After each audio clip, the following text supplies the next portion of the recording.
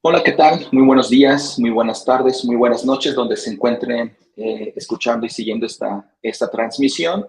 Les damos la bienvenida y les agradecemos que sigan en contacto con nosotros por medio de estas transmisiones especiales acerca de esta iniciativa denominada OpenDots.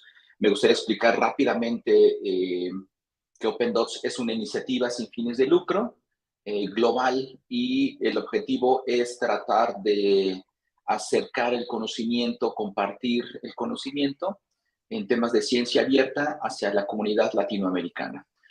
Bien, el día de hoy tenemos a un especialista, bibliógrafo, su nombre es Silvio Peroni, y él es el director, uno de los dos directores de la iniciativa de OpenCitations. Vamos a dar la bienvenida a Silvio para que nos pueda explicar sobre este proyecto, esta organización y sobre las citas abiertas, el identificador también de las citas abiertas.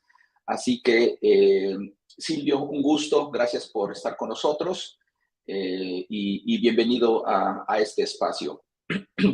Me gustaría platicar rápidamente una breve reseña sobre Silvio. Él es doctor en Ciencias de la Computación y es profesor asociado del Departamento de Filología y Estudios en Italia, en la Universidad de Bologna. Es experto en el marco de documentación y descripciones semánticas de entidades bibliográficas usando tecnologías de la web semántica y junto también con David Shotton, de la Universidad de Oxford, en conjunto son directores de la organización OpenCitations. Así que vamos a darle la bienvenida.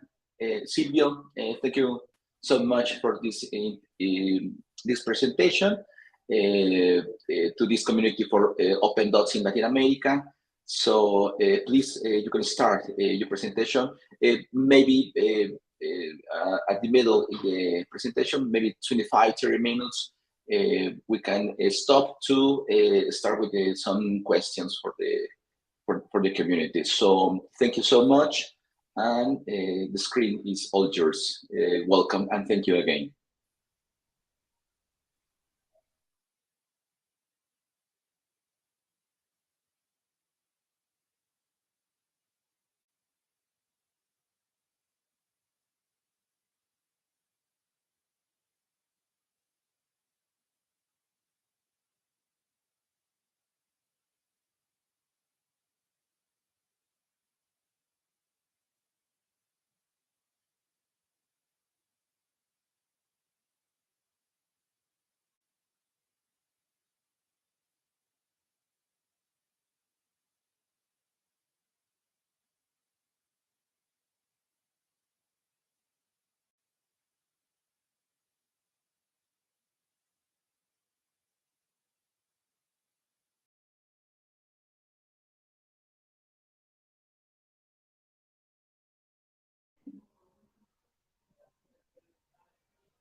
Silvia, can you hear us?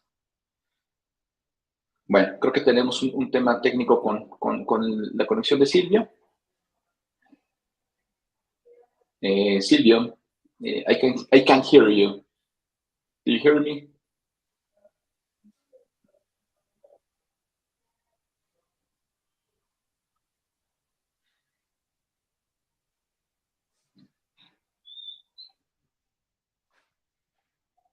Bueno, regresamos en un minutito. en lo que Silvio nos confirma acerca de su audio. Bueno, la sesión de hoy va enfocada hacia la organización OpenCitations y los identificadores persistentes para las citas abiertas. Demos un segundito.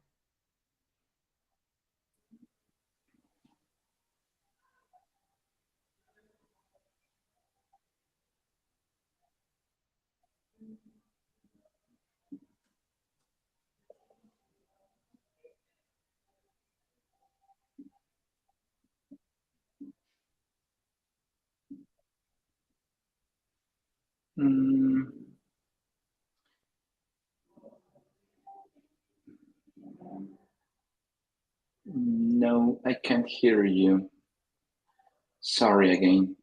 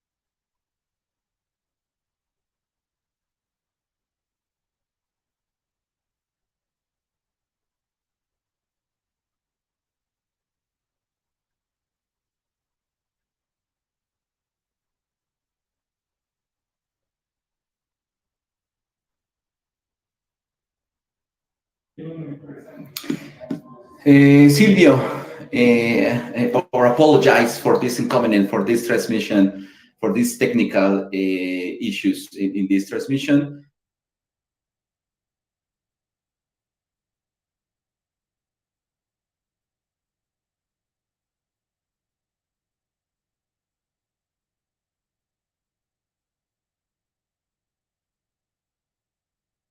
For this, for all the people, all the community, for this.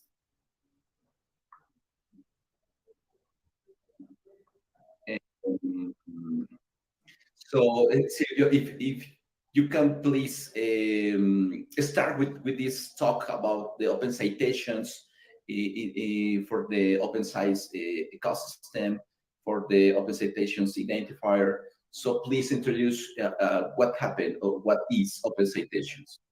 Thank you again, and you can start. Sorry, Pedro. Apologies to interrupt, but can I close the other window? Yeah, sure. Please. Okay, great. So I will start the presentation right now, and I share the entire screen to assure that everything will be in order. And can you see my screen? I hope. Okay, I am full screen with the presentation, so just give me a feedback if you can see it, and I start.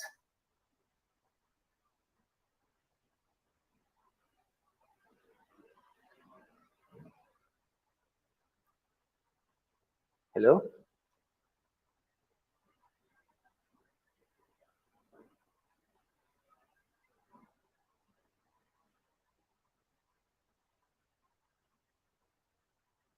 Okay.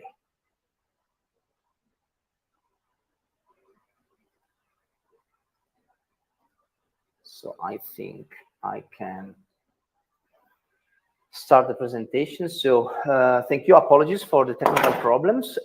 We didn't expect it. Everything worked fine before. That was the funny thing. So I'm Silvio Peroni. I'm associate professor at the Department of Classical Philology and Italian Studies at the University of Bologna. And I am director, co-director of OpenCitations together with David Shapton, with whom I started these adventures a few years ago.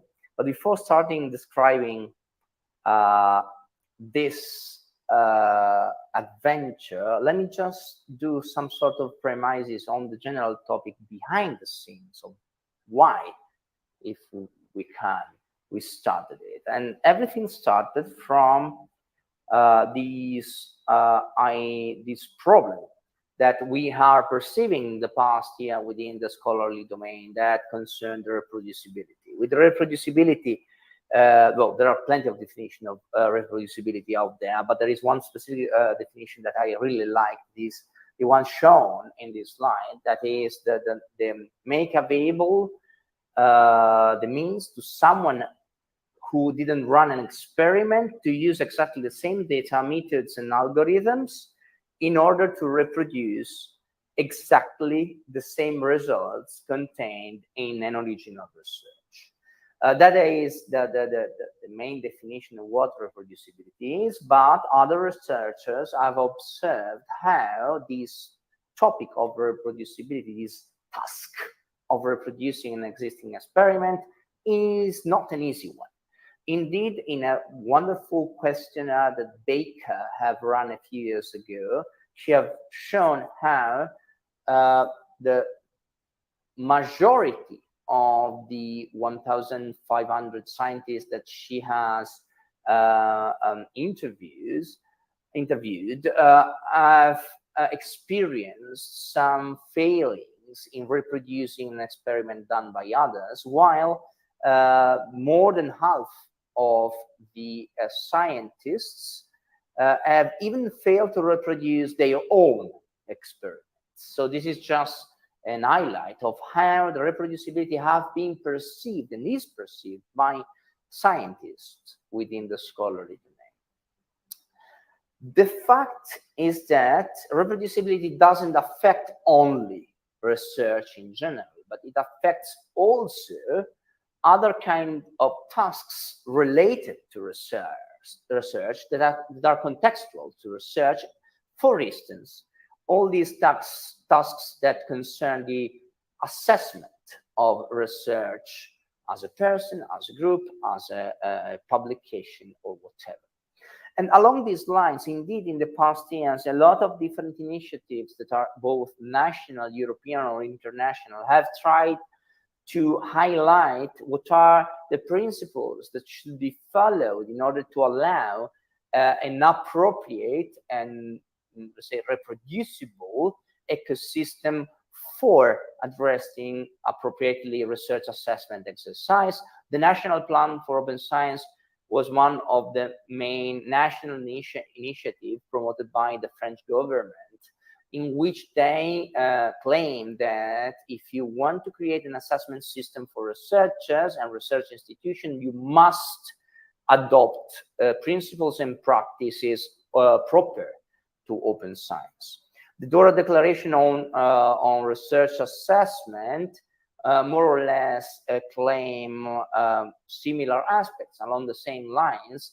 The important thing is that we must be open and transparent in the data that we use and in the methods that we adopt by using this data for calculating all the metrics that are related to assessment in general, assessment exercises, and that the data must be provided with the license that do not have any constraints in terms of reuse in order to maximize the reusability of this data. That must be also available by means of computational techniques like via APIs or similar HTTP technologies. The Leiden Manifesto on research metrics as well stress on the fact that all the people that are evaluated by using these metrics must be able to verify the data that have been used to evaluate themselves and the analysis that have been conducted by using the metrics based on this data, and the fact that thus the entire process for the evaluation must be kept open, transparent, and simple. And last but not least, very recently, there was a very important document at the European level that wanted to stress on the importance of reforming the research assessment system. And one of the main goals there was to claim that it is important that data that we use in this kind of exercise are independent from specific constraints, and they are transparent, and the data are controlled, including the infrastructure that produces the data, are controlled and owned by the research community itself. So not external entities, the research community responsible for owning and handling the data that is used for assessing the community itself. Starting from these premises, very recently in the European landscape, a new initiative was launched, that is this COAR, this Coalition for Advancing Research Assessment, that has been entirely structured around the idea that the basic requirement for assessment must be based on qualitative judgment, not quantitative data. But the fact is that this peer review assessment should be supported when appropriate by the responsible use of quantitative indicators. With this responsible use, we practically means the use of a transparent data and process that can be used in order for defining these assessment systems.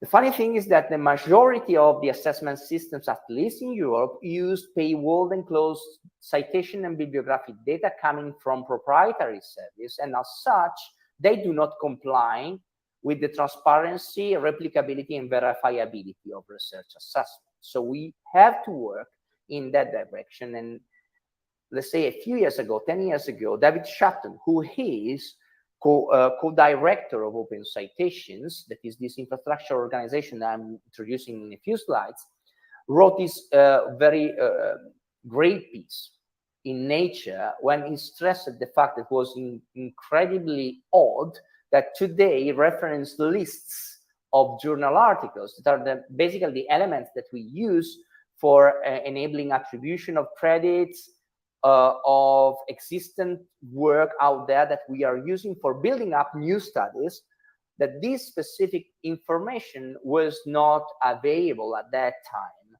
for use by all scholars, available and freely available, openly available in particular. And that was the premise that he used for creating, for introducing, not creating, but more introducing this concept of having open citations that has as an origin the 1989 that is coincident with, let's say, the creation of the web, that as all of us knows have changed the way we approach information in general in very different aspects of our life, and the academic knowledge and the scholarly domain was indeed affected by the introduction of these technologies. These technologies allowed us in the past 30 years to improve how we practice research, how we share knowledge related to research, and how we allow the reusability of scholarly data in very different applicative contexts. A few years after the introduction of the web, there was a very important article written by Robert Cameron and published in the First Monday Journal, where he introduced this idea, was a concept of having a universal citation database based on web technologies, based on the web, that allow us in principle to have daily updated information about every single scholarly work published out there. And that should concern not only just journal articles, but any kind of publication that is available. So including reports, data sets, other publication types, books, book chapter, software, and whatever.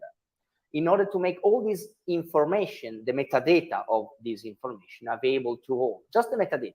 Indeed, the specific content of a specific article could be even behind the paywall, but the metadata describing that content are available, including the citation links connecting that specific publication with other publications that are cited in it. In the following years, we have seen a lot of experiments trying to develop several systems, a web-based system to provide this kind of information to the public. There are many, honestly, some of them made by proprietary companies, some others made by academics. Just to mention one of those here, CDMX, was released in 2006, was an evolution of a previous service that was named CiteSeer.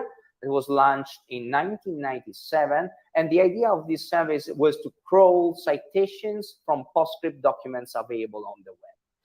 So that was an example, but there were a few instances of these kind of tools that have been developed by researchers out there. But to me, the real turning point was the result of a project funded by JISC in the UK that was run by David Shapton.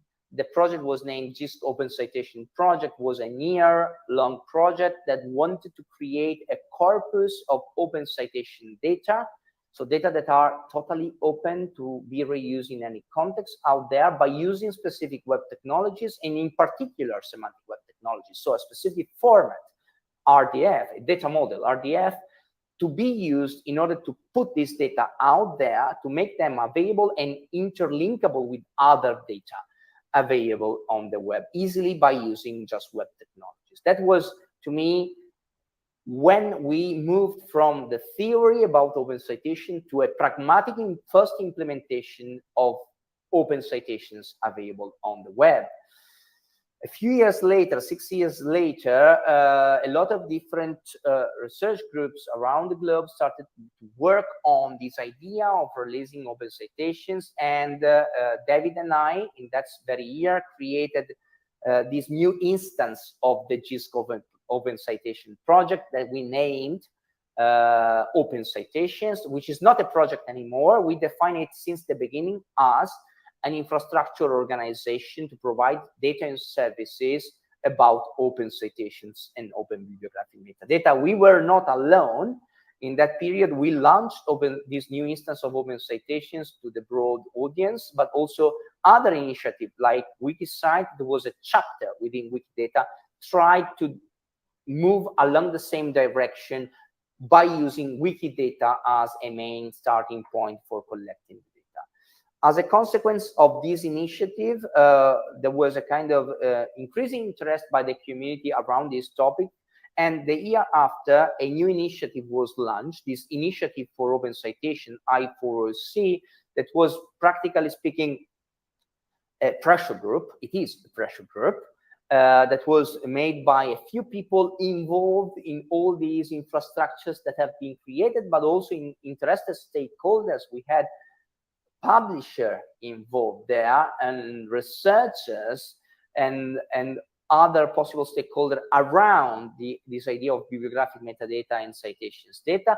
And the concept behind the launch of this initiative was pretty easy. So the idea was to trying to convince publishers that already were depositing their metadata, including the reference list, to Crossref, which is a DOI agency, the biggest DOI agency used in the world to provide DOI for articles, to release as open material not only the bibliographic metadata describing their articles, but also the reference lists they have already deposited in Crossref that were at that time closed, so no one could see them. And so it was just a simple choice to do, to convince publisher to kind of switch on that specific button in order to release, in addition to descriptive metadata of their own articles, also the reference list associated with that article. That initiative, where for in the next 6 years, was kind of successful. I will describe it just in a minute, and allow basically the main community, not only the open science community, but in general, a scholarly community, start to think around this concept of open citations in a more pragmatic way, because the data that have been released as a consequence of this initiative were kind of big. So we started also to run properly academic and scientometric studies around this data, because we had enough material for running them.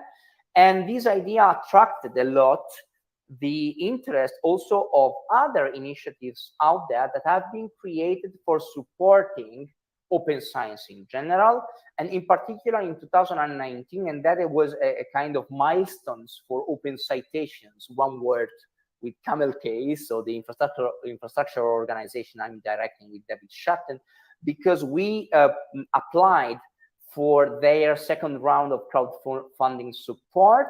Was a call that they opened, and we were selected by SCOS. And so we were granted to have 4 years support, 3 year plus 1 because of the pandemic, support by SCOS in order to convince, let's say, donors and supporters in the academic community out there to provide funds to sustain the activities and the work that we are doing within open citations. And the main reason why SCOS selected us is due to the fact that they considered open citations as an innovative service with a huge potential of supporting change in research assessment.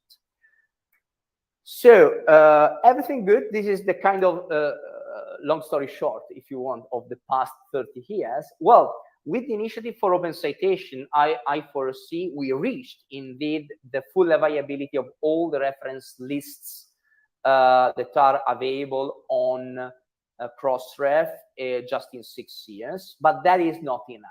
It is not enough to have citation links connecting the entities. We do need also, in order to be properly reused in different contexts, including research assessment exercise, but also research on how science evolved in time, we do need to have metadata that are as much complete as possible. Not only references, but also abstracts, but also additional contextual information like funding information, like academic affiliations of the authors, and so on. In order to do that, we have still a lot of work to do. And here in this blog post that was signed by a lot of people, including myself, a lot of people working with open science infrastructure producing and providing bibliographic metadata and citation data, there was a kind of request to publishers in particular to support these kind of initiatives to improve the quality of metadata and references out there, to join this initiative, and in particular to deposit their metadata to open infrastructures. And this specific claim was done not only to publishers, but also in principle to preprint servers, institutional repositories that have a lot of material out there, and that if it is put within this context of open scholarly infrastructure may serve a lot of, let's say, the bigger part of the community, and we can use it for building a huge set of potential very interesting services that anyone can use for free. That was a kind of premise for open citations. I've already anticipated to all of you what open citation is. We describe open citations today as an independent, community-led and not-for-profit open science infrastructure, which has a specific mission in mind, that is that of harvesting and publish metadata describing academic publications, including scholarly citations that are this conceptual linking them, that usually is defined within the publication by using specific textual devices, like putting a bibliographic reference in the bibliographic reference list of a paper and denoting it within the textual content of that paper by using a specific device like an in-text reference pointer referring to that bibliographic reference. So the idea is to provide data describing basic bibliographic metadata of citing and cited article, plus the links connecting them, and to put them in a way that can be archived for long-term availability of this data. The information is provided by using a human-readable form, so something that can be read by humans, but also it is also stored by using specific formats that enable machine readability. We are using semantic web technologies, as I mentioned before. We use linked open data as a paradigm for storing this information, and all these data are available out there by using very permissive open license. We are using in practice CC0 for releasing all this data in order to maximize their reuse, and they are reusable and downloadable at zero cost without any specific restrictions. Open Citation does is mainly it provides 4 different things from an abstract point of view. First of all, data models. We have created one specific data model that we name Open Citations data model. It is a semantic web data model entirely based on sparse ontologies that have been devised in the past 13 years for describing the scholarly domain in general. So the data model is totally free to be reused also in other contexts. We are using it for describing the data. Then we have, of course, the databases containing the data. We have 2 main databases: the Open Citation Index, that is the database containing citation links, and Open Citations Meta, instead, that contains the bibliographic metadata of all the citing and cited entities involved in the citations contained in the citation indexes.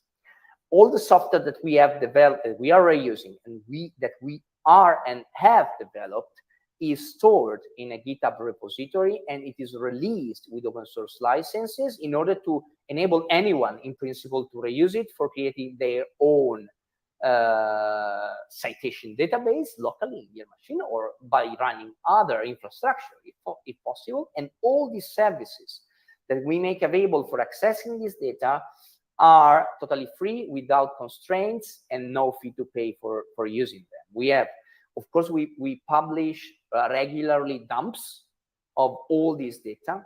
We have REST API to programmatically access this data within web applications, and we also have available Sparkle endpoints that allow people to use semantic web, a very well-known semantic web query language and very powerful semantic web query language named Sparkle, to query the data that we have. We have recently completed also a re-engineer or an engineering of the workflow that we have used and we are using for ingesting new information in our system. I don't want to spend time in detailing, also because it is very technical if you want, in detailing every single step. But the point here, we have a unified workflow that allow us to, starting from a specific source, to import this data and convert them according to the OpenCitations data model in order to store them in our system to make it, make this data available to roll by using the system that we are creating, both the OpenCitations meta database and the OpenCitation index database. As you can see from the slide, we are using several sources of raw information, raw citation information, and bibliographic information that we are integrating all together. We use Crossref data, DataCite data, the National Institute of Health Open Citation Collection data, the OpenAir Graph citations data, and ORCID. We are using all this data all together, and we try to integrate them in one single system, and with the goal of keeping them aligned and to deduplicate entities that may exist, exactly the same entity that can appear in different kind of sources, something that is totally normal in the situation where we are working in. And we are currently working to extend this set of sources by including two additional sources right now. The first one is the Japan Link Center data that are basically is a DOI agency that provides not only DOI, but also metadata and citation data of Japanese research published in Japan that we are dealing with right now in order to publish, in addition to the source that we have today, an additional index based on this specific data, and OpenAlex, which is another well-known source of bibliographic information out there. In addition to the data that we are storing within these databases, we also keep track of a very important aspect that we truly believe is crucial for final users, which is provenance and change tracking information. So the idea is that every time you put new information, new data in our collection, it is possible that in the future you can modify it just because the data contains a mistake, or because you want to extend it with additional information that was not present before, and all these kind of things. Every time we modify an entity, like a journal article, we are going to create a new snapshot for that entity in order to keep track of the evolution of that entity in time, from a first point of view. But from another point of view, that specific approach allows us, by using this delta approach, that a delta is basically the difference of the data that you have removed and added in a specific entity to move from snapshot 1 to snapshot 2, from snapshot 2 to snapshot 3, and so on. This delta allow us also to reconstruct, starting from the current version, all the previous version of that specific entity in time. And that allow us, in order to provide information about who have done what in terms of the entity, in order to be transparent to the data that we have to a final user that may decide, for instance, to use snapshot 2 of a certain entity instead of snapshot 3, just because that user do not trust the agent that have modified the entity in snapshot 3. So this is just to provide a clear, clean, and transparent view of how the data that we have are modified in time, in order to provide all the tools to a user to decide what to use and what not to use for a specific activity or task, such as research assessment. We are part of several networks, international, European networks, and also national networks out there, all networks that have been created for supporting open science infrastructure in general. SCOS, I've already mentioned about SCOS, that is this initiative that has been created in order to help to secure the vital infrastructure, open science infrastructure, that usually open science activities depends on. And as you can see, we are in good company here. We have a lot of infrastructure that have been or are currently supported by SCOS in the past 4 or 5 years. We are part of other networks. Of course, we are involved in a few European projects on the topic. OpenAir Nexus was a project that ended at the end of June, where we have been involved with a lot of other infrastructure, in particular OpenAir related infrastructure, as a consequence of this work that we have done. In addition to have improved our infrastructure, we started to take to be part of the OpenAir portfolio as an independent infrastructure added to OpenAir portfolio itself. We are involved in GraspOS project, European funded project, which is a project dedicated to investigate, to do research on let's say open research assessment metrics and scenarios and data space in general. We are collaborating with the RISES infrastructure, which is a research infrastructure dedicated to science and innovation policy studies. And of course, we have been included in the European Open Science Cloud, which is this decentralized infrastructure of services providing, let's say, services to the open science community in Europe, but also outside Europe. Open Citations has been already used in several research studies out there. The data that we have created and we are still continuing to updating have been used for doing a lot of scientometrics research. These is just a selection of what we have supported, from practically speaking, from a research perspective. All research published in very different venues, as you can see: scientific data, QSS, GigaScience, etc. The data, and in particular, not only the data, but also the services, the API that we make available, have been used for creating new applications that allow a user to explore the scholarly domain. Pure Suggest and Citation Gecko are two wonderful applications that allow you to start from seeds paper and to create the graph, the relation of related literature around these papers. The Open Access Helper is a web browser plugin that allows you to get citation information of a paper you are looking at your browser window. Orbi is the University of Liège institutional repository that have integrated citation statistics coming from Open Citation within their interface. And these are just a few examples of how you can use Open Citations data service for developing new applications serving the community itself. Finally, this one should be the first slide, honestly. I'm here introducing Open Citations, but we have, the community have to thank a lot of people that are working daily on Open Citations, in addition to, of course, David Shatton, who is co-director with me. We have 6 different people working at different level, different layers, let's say, in the managing of this infrastructure. Claudia and Chiara working on administration and communication of Open Citations, and Arcangelo, Arianna, Elia, and Ivan working on the development of ingestion workflow, new tools. So all you see right now in Open Citations in terms of data, services, and support by the community is there because of them, because of their great work they are doing daily. Last slide, because closing, just a very small announcement. So we used to run a workshop dedicated to Open Citation and Open Scholarly Metadata. The past editions have been done virtually, mainly because of the pandemic.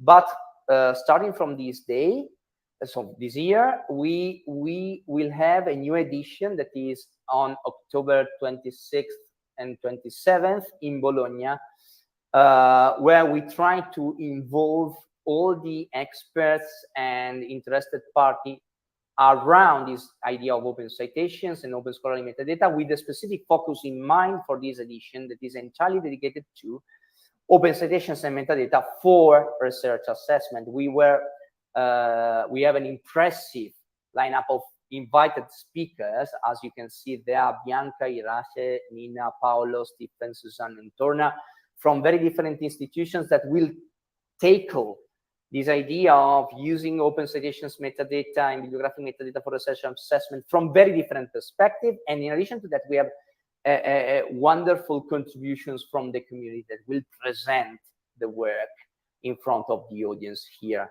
in Bologna.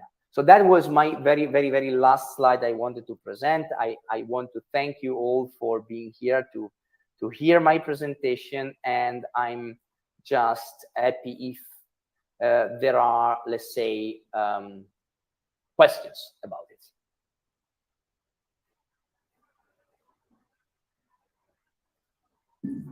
Silvio, thank you so much. And we will take a few more minutes for your time, if you agree, due to the inconvenience of the beginning. Yes, for a couple of questions. Before that, about this initiative, now called OpenCitations, we see that it has been the result of several proposals and initiatives from years ago, like you sharing in your slide. I think it's important to highlight this for the community, because this is an initiative with a lot of strength and very important for the open science ecosystem, as David Sheldon said. So we have a couple of questions around when you showed us a percentage with a bar with the 1% of open citation as of today, right? Is there another source about with open citation work different or collaborates with different sources, different for Crossref, maybe DataCite or another source that with in the future is collaborated open citation with another source different with Crossref? So let's say that, so there are these two different aspects, let's say, that I would like to highlight. The bar you were referring to with 1% and 99% are basically two different, related to a different thing in a sense. So the initiative for open citations was this pressure group that included myself and David Shapton. And so Open Citations as an infrastructure organization, as one of the funders of this pressure group. And that 1% was the initial status of the available open citations in Crossref. That was, I mean, filled in the following 6 years. So right now, Crossref make available all the reference list they have as open material. Open citations, so the infrastructure I'm directing with David Shapton, right now, starting from the previous year, actually goes beyond Crossref. While Crossref is still the main source of information that we have included additional sources, and in particular data sites that we contain also citations included in data sites. The National Institute of Health Open Citation Collection that mainly contains citations included in PubMed. We have very recently, just 1 month ago, included in our data sets the information that we didn't have, that were included in the OpenAir graph, and we are going to extend this with additional 2 sources by this year. So yes, Open Citation is already, as an infrastructure organization, is going already beyond Crossref, because we are trying to collecting this information from very different sources, and that is the difficult part, to align them, to deduplicate them, because coming from different sources is highly possible that you have the same information duplicated, and so we have to recognize it, and we have to merge it in one single specific entity, and that is done right now mainly thanks to external identifiers like DOI, ISSN, ISBN, and ORCID, BIF, and whatever. So that is exactly what we are working on. So yes, we are already collecting information from different sources, and currently, but this number will be updated very soon, we have more than 1.4 billion citation links available in our system. Yeah, it's a lot of data in your infrastructure from Open Citations. Thank you. The community sent us these questions. The first one is, how are semantic web institutional repositories and open citations related. How is this relationship between these three parts? So let me start from the last two. So the first one and the last one, semantic web and open citation. Actually, at certain point in time after the first GISC open citation project, we have provided the definition of what an open citation is. So to claim to have open citations, it is important that the citation data that describe that citations comply to specific criteria. And among these criteria, there are also, let's say, formats, machine readable formats, and protocols to use to retrieve this information, in addition to license and these kind of things. Semantic web formats in general are one of the most suitable tools for making this kind of data, this kind of information easily machine readable in a web environment. And that was the reason why we were using, in particular, these specific technologies for creating open citations. The fact about institutional repositories is something very, let's say, new in a sense. In the past 2 years, we have had a lot of discussion with responsible people working in institutional repositories, at least in European universities, that were interested in exposing, along the usual data that may came from proprietary sources like Scopus and Web of Science, just to mention the most famous one out there. They wanted also to expose some metrics about the same thing, about citation count, for instance, coming from, let's say, public and open collection of this information. So they basically approached us in order to understand how they could integrate information coming from open citations into institutional repository in order to provide to the reader of the paper included in the institutional repository another point of view, another perspective on characteristics related to a specific paper that is shown. In this case, citation counts is usually the main operation used by institutional repository in our API. The main operation in our API is used by institutional repository that they want to show in their pages. Okay, thank you. And about these institutions, the researchers, this community institutions, how we can encourage the community to open their data, their data, and give confidence that it will be used in the right academic way to open their own data, because there is some fear maybe to open the data. I think it's normal and natural in this case, but how we can encourage the community to open their data? You can show some tips on.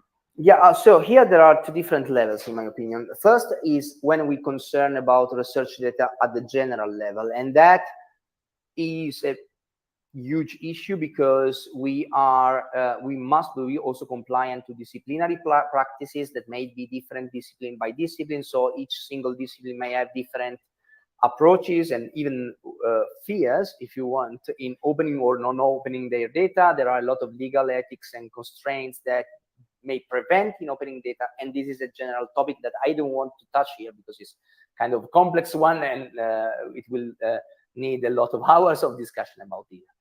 In terms of scholarly bibliographic metadata and citation data, the situation is easier in a sense because they are just factual data.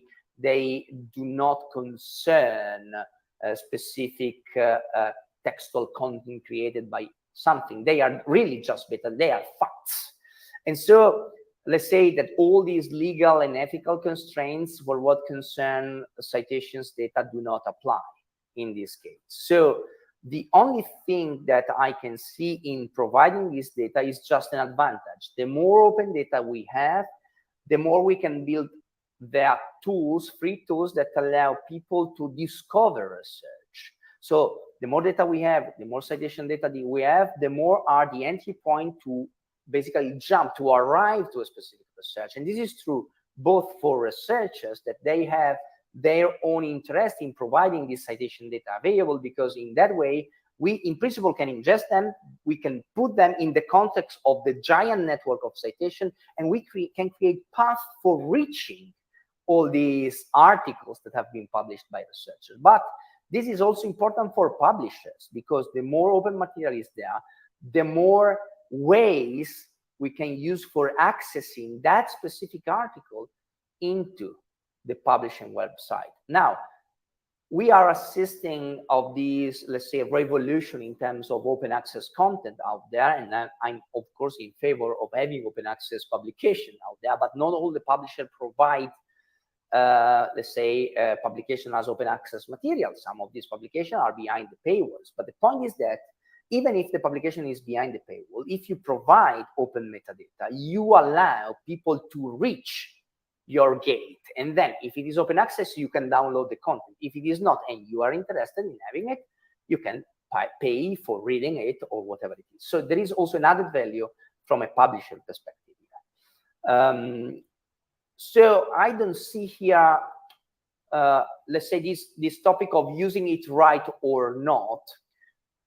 We do not, let's say, think about the usage. That's the main point. We are collecting all citation data that we can access to that are free material. And then we provide it back in a giant context, let's say, to the community for being used for something. How the community will use it is not something we want to regulate. We are just providing the tools, that's the idea. So if you want to use it for research assessment exercise, and then it's up to the user to decide which data to use and which data should not be used. It's not up to us to decide which journal we should include in our data and which journal should not be there. So we just collect everything, and we provide the means, the tools to the community to then build services, protocols, processes.